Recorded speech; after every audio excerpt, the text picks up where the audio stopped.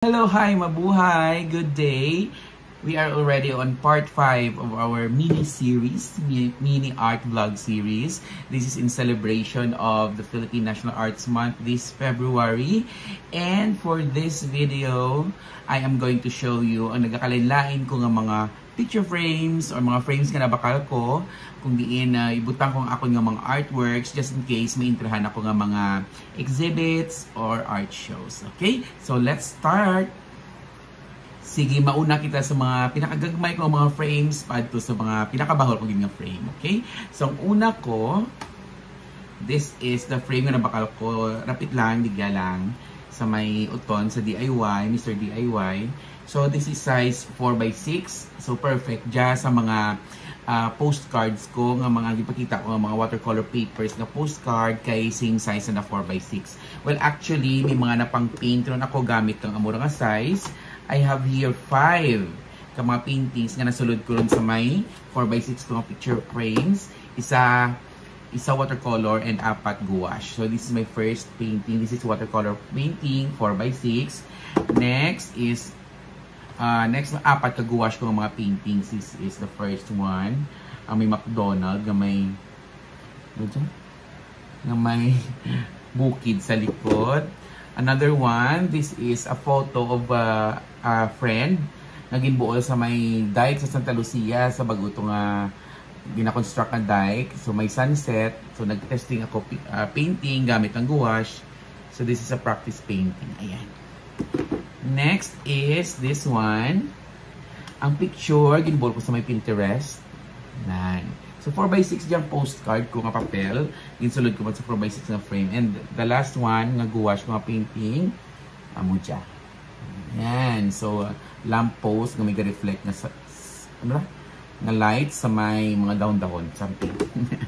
Then another I have is amo dyan 4x6. Pero buhay ko rin na dyan nga painting. Watercolor. Kumbaga daw ano ko.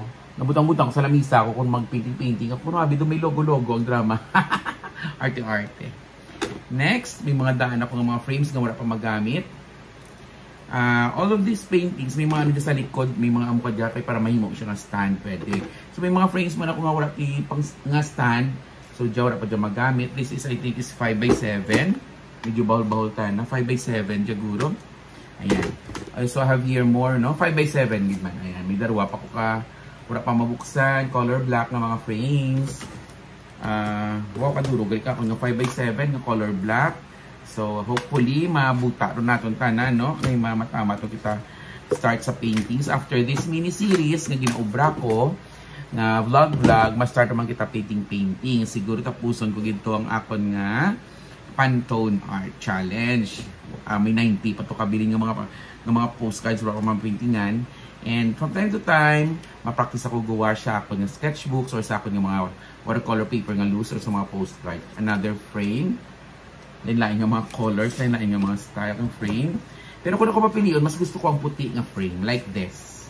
This one I bought from SM. Medyo mahal-mahal gawatan na. This is a 5x7 nga size. So may dyan ako nga mga papel, nga watercolor papers. Or pwede man sa gouache ng mga papel, pero wala na size 5x7. So kung just in case gamitin ko yung frame, syempre i-cut ko na yung papel to make it 5x7 before I paint it. Okay? Then may mga bahol man ako. 5x7 lang dyan, pero bahol lang din ang frame. Kaya may ano pa tanami, may border nga white. Mas preferred ko man, no? White ang frame. Magnami, pag ko may border nga white. Kaya do nagabahalin mo pindi kag nagkanami lang tawo mas aesthetic ta na kung i-display rin sa wall. Ayan, so muna mga gagmay ko, mapusid kita dayon sa mga drag ka nga mga frames. Okay, so sa mga drag ko kita nga frames. This is size 8x10. In inches dito na 4x6, 5x7, 8x10 in inches. Namian ko dyan, actually nabakal ko dyan sa may SM home store. Or sa sa home store sa SM. So mas namin anak ko na kay color white. This costs 200 pesos each. So may mga drag man ako ng mga frames nga ginbakal ko sa Shopee like this. Ayan, may border pagita na nga white. Amo yung ginambal ko nga may white na nga frame, may border pagita na nga white. Tapos manamit ng tawo ng imo nga painting. Actually may mga naubra nung kung mga painting nga amo yung gamit ko mo kabahal. Pero ginbakal ito ginbaligya iban ginregalo ko sa akong nga mga friends. Tapos so I have 2 daruba ka mo ka dyan. And this one sa SM man dyan. Ayan. Pero gold ta na frame. Wala talaga yung border. Ayan. Gold ta na frame. So may na-painting naman ako pero nabaligyan to. So I have 3 of this. And ang pinakabahol ko nga na bakal nga frame. Ito kaya na 8x10. This I think is 12x17. Na 12x17 or 12x15. Hindi lang ko sure. 12x17 ata. Ayan, this is a picture frame. Ang pinakabahal, nang wala ko pagid magamit, dalawa kabilog dyan bakal ko. Wala pagid ako tibay na painting, ang balbahal gid no. So, hopefully, kay wala man gid ako ti paper. Abi nga daw, amon kaya kalapan, nga makafit digya, kung makabakal akong lapan nga paper, watercolor papers, kag sagado gid ako sa painting, watercolor or gouache, then, laban-laban magamit ko gid siya. Okay? So, that's it. Amo to tanang nga mga picture frames ang akon nga natipon since nag-start ako bakal lang ko nga bakal hasta nga nagduro rin sa akon nga cabinet. So wala ko gid magamit, so ang ko gani starting today no or this February hindi ako magbakal-bakal kang dugang nga papel, dugang nga frames, dugang nga paints unless maubos ta na kay kanugon man nga naka-stock lang maguba lang guro kundi ko gid paggamiton.